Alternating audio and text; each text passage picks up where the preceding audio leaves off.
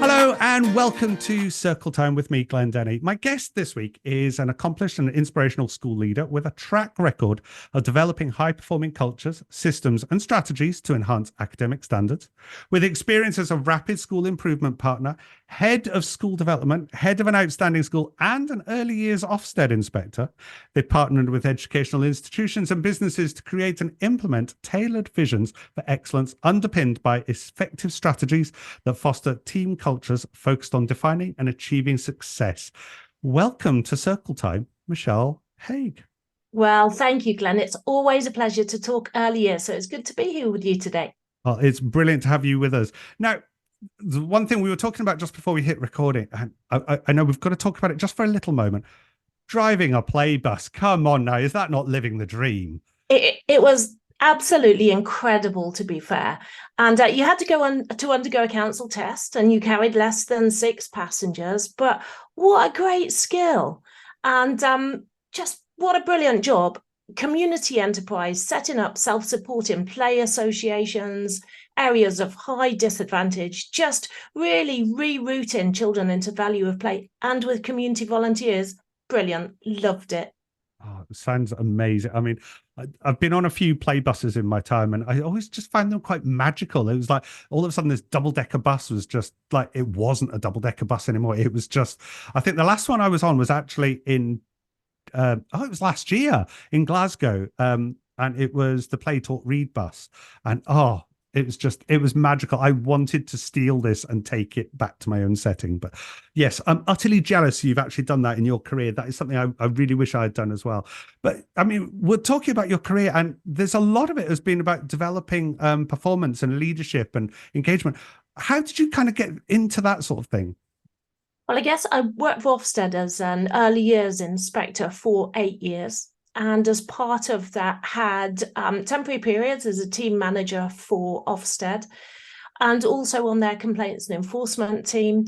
But I think, you know, I come from a family where I have a inspirational dad who goes out there. He's led various things in the community over a number of years. So I guess part of it is being inspired as part of the family to lead, to believe in people, to work in the community. You know, that belief that every single person can flourish, and organizations are there to bring out the best in everyone. So definitely an inspirational dad, and lots of experience as a head teacher. And then currently I work 3 days as a rapid school improvement partner with the local authority, and then have Hague, which is a early years consultancy business based purely on improving early years settings, developing them, you know, helping them to go from strength to strength. So we work with outstanding settings as well as those settings just in need of that little bit of extra help at that time. So tell us a bit more about this HEED approach that you've got. It sounds interesting because I think every setting, certainly the ones I've worked in and certainly others that I've had contact with, and they all want to give the very, very best. So what is this, and how would it help?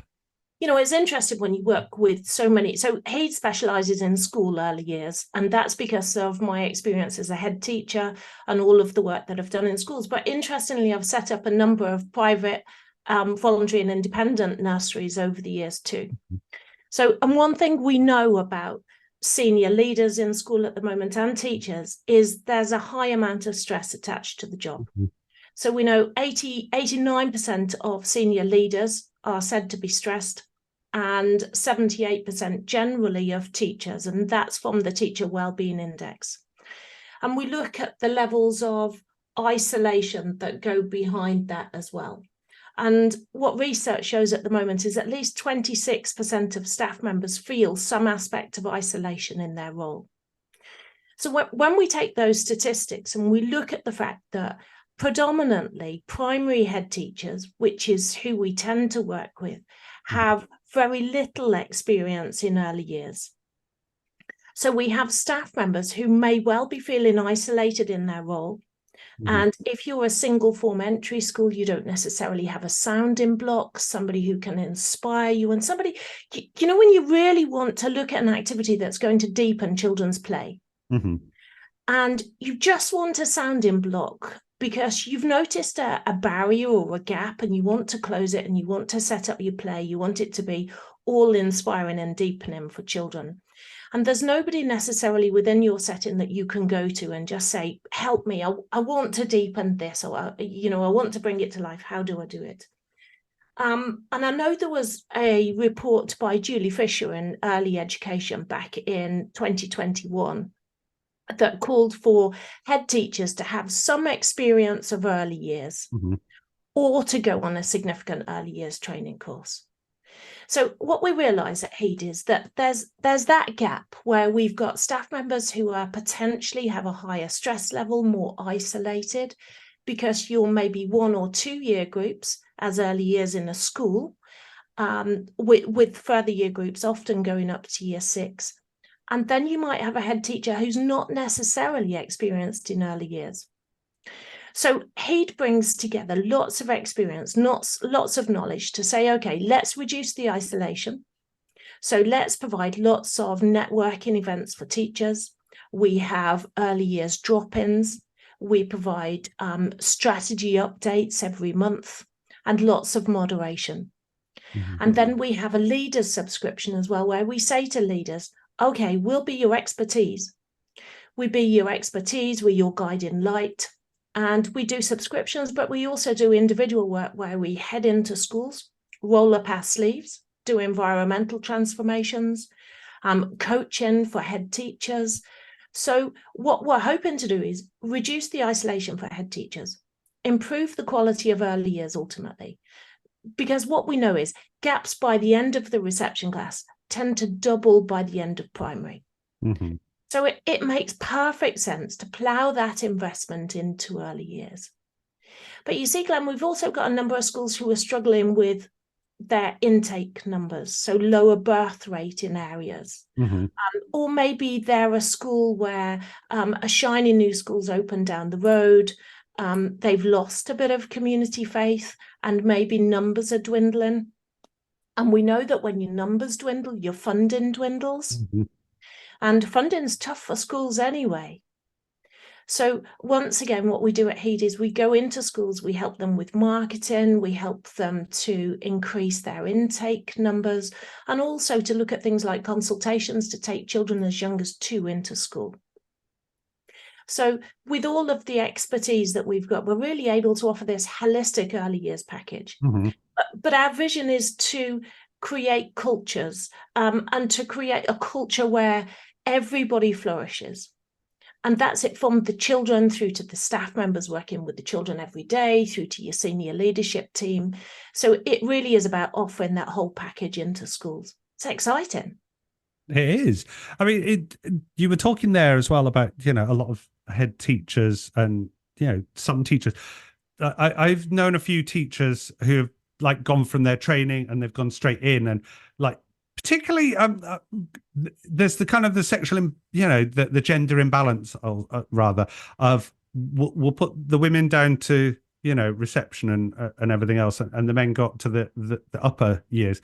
But there's still, it doesn't matter which gender you put there. Some teachers are going in without that kind of basic, and particularly like school leaders, as you say, it's very difficult. They're all of a sudden they're charged with managing a nursery. It's like, well, that's not their forte. It's not what they were trained with. It's not their experience. It's really difficult, isn't it?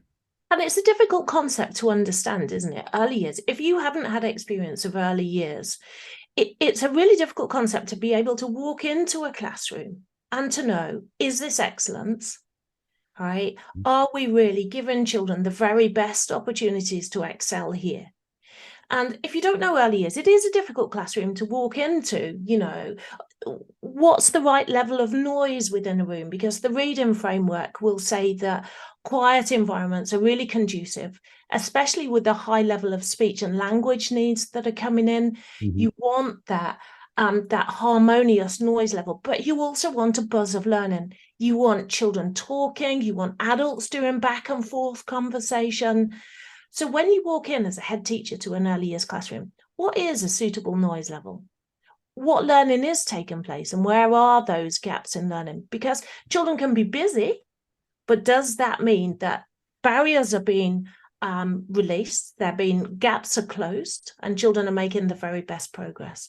And it's hard to see and to be able to judge it. So we do a lot of work with senior leaders on audits.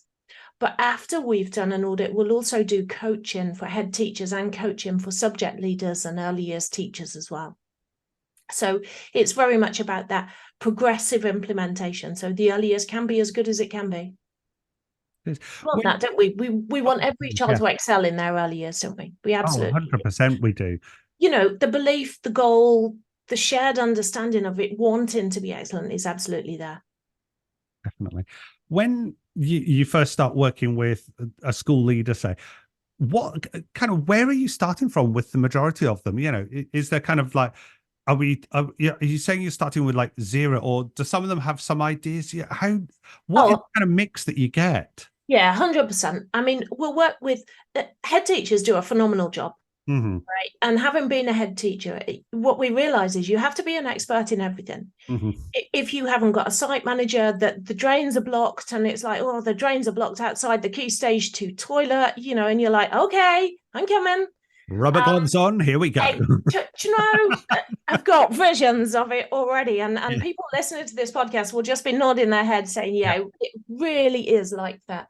So you never start from 0, because head teachers are entirely passionate, committed, and realize now the significant investment in early years. Mm-hmm. And what's nice is that's been echoed by Ofsted, did their Early Years in Schools webinar. It puts a strong focus on communication and language. So everybody now is recognizing the importance of early years. So I think head teachers now are really investing in it. It's just having the time to understand the early years framework, the new releases, the updates, the best start in life, you know, understanding all of the documents and guidance that go with it. So we tend to meet with the senior leadership team. They've got a good idea of what they feel needs to be improved anyway across school, because you'd have your school development plan and your self-evaluation form. And then we'd meet the early years staff, talk to them as well, do some observations in classroom. But whilst we're observing in classroom, and here's just an example. So we're doing an early years audit in a 2-form entry school. So we've got 2 reception classes, nigh on 60 children. They've sat on the carpet for their morning register. They've continued on the carpet for whole class teaching for phonics. And it's time for children to lead into play. But as they lead into play, the reception teacher, who are doing their absolute best, but they're running through all of the activities that children can do when they've left the carpet. That's a lot for children to hold in their head. Mm-hmm. So what we'll do then is ask the other reception teacher just to come and observe with us for a moment. And whilst we're observing the learning, we'll be talking together, we'll be looking at the use of environment, we'll be looking at how children are engaging with the learning. Are they engaging at the level that the task has been set up for them? Is there sufficient challenge? So a lot of the time we'll do joint observations and really look at the way children are using the space, how they're engaging, accessibility of resources. And then look at smarter ways of working that often ease workload and yet yield greater results for children. So sometimes that means better use of technology. Sometimes it's transforming the environment. We do CPD with teachers as well. But sometimes, you know, we jump in and teach. I'm an early years teacher. I taught in reception class. I've set up nurseries. I've been an assistant head leading a rather large early years unit. So I just roll up my sleeves and say, do you mind if I just step in for a minute and just model some teaching of different techniques that they can use? So I think because of our experience and our expertise, we're able to look at the situation and really help and support the school on a long-term and sustained basis.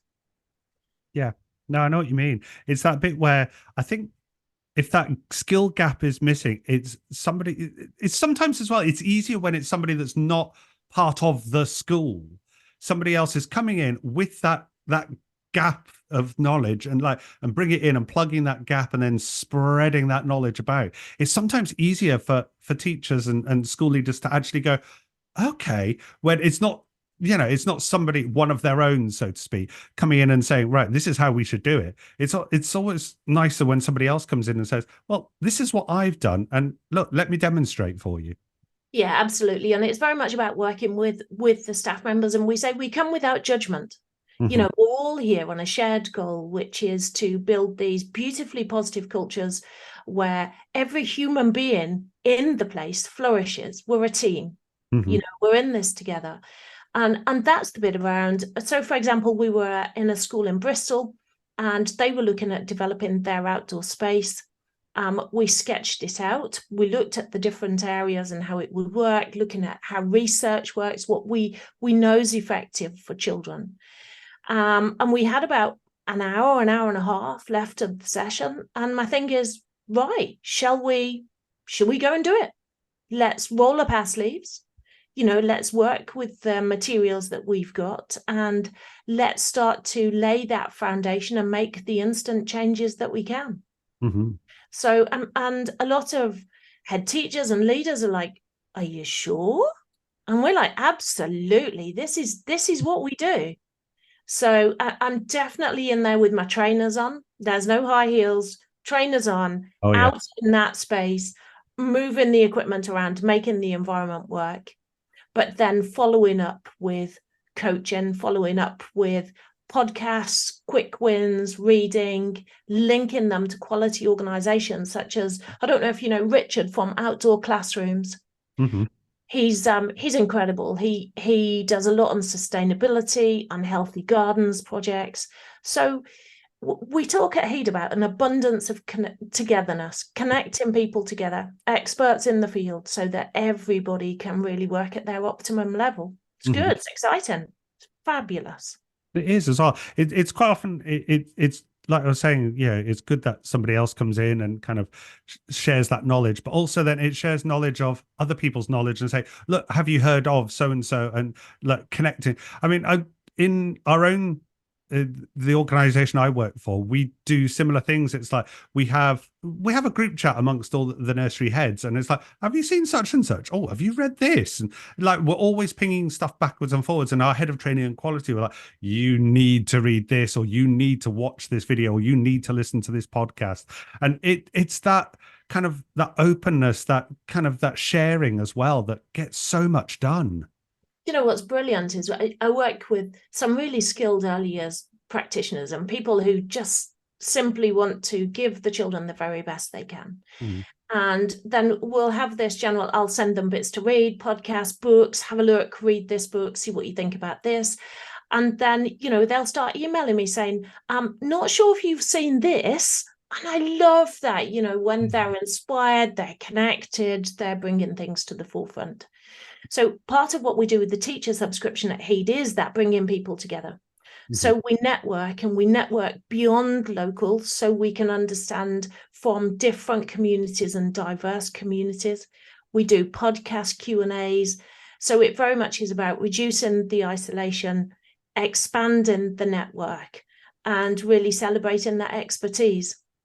It's interesting you say that, expanding the network as well, because sometimes you do feel like even if you're like, I'm part of a small nursery group, but like there's other bigger nursery groups, and then there's all different schools now. Sometimes I think you feel like you're the only one, and actually when you expand that and realize there's other people out there, and then it just takes that one person to connect to another person, and that whole kind of world has been opened up, and all of a sudden you just don't feel isolated anymore.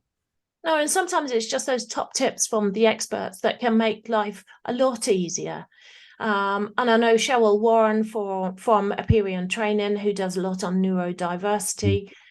She has a sensory audit on her website that you can simply download. And it just takes somebody to link those dots for you, isn't it? Rather than searching for hours on the internet, who's really strong in their field and can really help you. Hayley Fuller, she's brilliant on brains and behavior. She talks about self-regulation and emotional regulation in the classroom. Brilliant. Connect people together, share articles. It certainly is. When we look at well-being and workload in school, we know workload's high. You know, we know that work-life balance is really important. And when we look at, so in 2021, 22, stress, depression, and anxiety accounted for 51% of work-related ill health. That's huge. It is absolutely enormous. If at Hague we can help with that workload, we can connect people together, we can get the spring in the step as staff members walk into school, we're driven, we're purposeful, we're part of a community, we're meeting all of the statutory regulation, and we're loving what we do. That's what it's all about. Definitely. It's a difficult one. Like, yeah, I mean, the work-life balance. I mean, sometimes I manage a nursery and I struggle as well sometimes with, am I getting the work-life balance right? And, there are times when I'll be there and I'll be on my phone and I've made the big mistake, and you'll probably tell me off for this, and feel free, somebody needs to. I've got my work email on my phone. Oh, do you know, I can hear a staff member who I work with all of the time now. She says, Michelle, just getting my work-life balance is something I need to work on. And I say to her all of the time, so have you got those emails off your phone now? No, I will do it. But it's part of habit stacking. And we are built on habits, and that habit to reach for your phone, to check for your emails. And if you don't do that, you've got a gap to fill. And yet all of the research says, get off your phone with your emails. Yeah. So maybe, it's not too late for a New Year's resolution, right? Well, I was a good boy. I was away on holiday recently and I did actually take it off my phone then. But then as soon as I came back, it was like we had to travel from the airport back up to where we live. And I did put it back on my phone then because I wanted to catch up on my emails before I went back to work. So I should really take it off now, but it comes in quite handy as well. But obviously, we have work group chats and things, and they're on my phone as well instead of my work phone.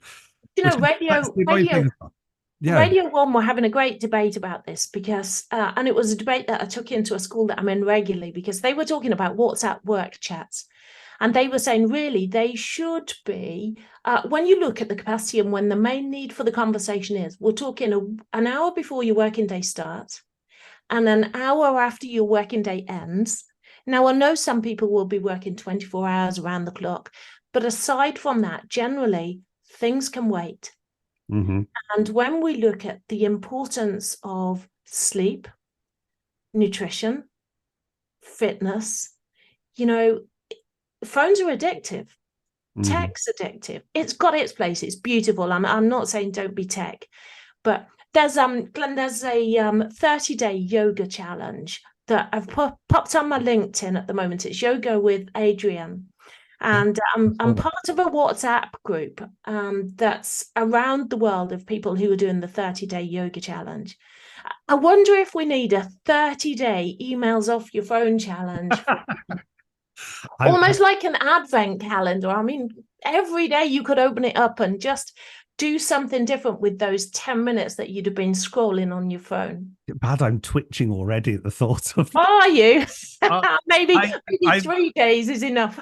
I'm always being told I'm on my phone too often. Actually, I found myself, it used to be I was constantly on Facebook. Now I'm constantly on LinkedIn because I've got so many connections on that. I love it, which is great. So it's expanding my work mind, and having less of the chewing gum with just doom scrolling on Facebook. But yeah, it's one of those things. Maybe I should lock my phone away for a bit. There is something about LinkedIn that needs to have a greater appeal for teachers, because I would say the LinkedIn community is one of real genuineness and authenticity. And I've made a number of superb contacts from LinkedIn, but maybe there aren't as many teachers on there. And yet it is a place where people reach out. It is about an abundance of togetherness. It's not a highly competitive place, not from my experience. It's really about, we're in this together and we're going to help each other. And that's brilliant when you get it right. It really is. So it would be nice to see more teachers engaging in LinkedIn. Definitely. It was that bit as well. We were talking just previously as well about being isolated and feeling on your own. And actually, if you are a social media type person, then that is the kind of social media. I don't like calling LinkedIn social media because it doesn't feel like that. No. It's the Yeah. same principle, but it feels different. And like you say, it's a supportive, non-judgmental environment. Facebook can be very judgmental. You get all the keyboard warriors on there, and that's not good for your mental health. Whereas LinkedIn, actually, it can raise you up. You go on there and say, look, I'm feeling really down about such and such. And then people come in with idea suggestions or links to people that, could really help you. And that's where the support comes in. And actually, if social media is your thing, maybe that's the environment for you to help you and to feel less isolated. I think it's known that the events that are out there, isn't it? We're Hague are doing some work with Flourish Education. They're leading their first roundtable event on the 30th of January at 2:00. And if you check out my LinkedIn, you'll see the link. So the idea is we're running a roundtable event. Hague are a guest, so I'll be there myself. And it's about supporting, empowering, and elevating your early years leader. So we've pitched it at 2:00 in the afternoon because often it's easier to cover a reception class for that final end of the day. And the idea is that the senior leader or the head teacher, together with their early years leader, will take 40 minutes out of their day to engage in the roundtable event. Because there are very few opportunities out there where heads and early years leaders can engage together on a shared event that's purely about early years leadership. So, and if you go onto LinkedIn, the links on the posts, you can link, you can log in, you can secure yourself a place. It's absolutely free. So if you're not connecting with platforms, opportunities like those can just pass you by. So it's about that tech balance, isn't it? And the reason it really comes into its own, because if we look at now, play-based learning is such a phenomenal power machine for children's learning. And that's recognized now within the early years arena. And it's starting to be recognized more within year one. So as children are making that transition from their reception class through into the through into year one, we can see that play really has its base. And yet, like you were saying, how many year one teachers are actually trained in early years or understand what continuous provision looks like? Because it's not just loose play. It's deliberate, it's purposeful, it's targeted, it follows children's interests, and yet it meets the needs of the curriculum. So, and when we look at, and this is a key area for development within many schools now, the year one provision. And you look then at if many head teachers haven't got experience of that play-based provision, how do you get your year one provision right? And when we look at the reasons it's not often brought into year one, that play-based curriculum, 74% of people say it's because SLT haven't got the understanding of play-based curriculum. And then you'll get, I think the research is 98% of people feel that head teachers don't fully support the idea. But, it's hard to get right. And then we have 32% of people who say, well, actually, it's just difficult to juggle the timetable because the learning's getting more formal. It's really difficult to fit the play in there somehow. So I think by engaging with lots of different platforms, it really gives you scope to break down those barriers, to make the connections, to find out, who's doing play-based learning really well in year one. Yeah. Who's out there, who can you learn from, who inspires you? And I think that's the same for early years leaders. You're an early years leader in a school, you might be 2 or 3 form entry, but who's inspiring you? Who do you look to for ideas? Where do you go to? Because you can look at something on Instagram and you can see a play base, but there's nothing like a conversation, a connection, somebody who knows your setting, knows your room, knows your layout, knows your community, your context, your patterns and your trends, to be able to have that engaging conversation with you as an early years leader to deepen your thinking. Definitely. I mean, it's interesting there you were saying about looking at posts on Instagram and things like that. And I've worked with many practitioners said, oh, have you seen this great thing on Pinterest or on Instagram? You're like, yeah, but what is the background to it? Why was that there? How does that relate to our children? It's like you say, it's that conversation that needs to happen first. One of my own team has said, oh, showed a picture of something they'd seen online. It's like, we should do this. Okay, tell me more about it. What is it? What's it going to do? What's it going to benefit? I'm not saying no. I never say no to anything. If somebody's coming to me for an idea, I never want to say no, but it's knowing what it's going to do, how we're going to make it work, and what it's going to benefit for the children. There's so much out there, but it's that, again, like you're saying, it needs to be with purpose and with something that inspires you to find out more or to discover more. And it's how are you really building on the communication and language behind that? I think you're absolutely right. And I've seen tough spots, for example, that are laid out. And let's say there are farm animals in there, and then there's, maybe some coloured rice or something to scoop up into the farmer's truck. Mm-hmm. And when you talk to staff members, they say, well, we want them to subitize how many cows are there.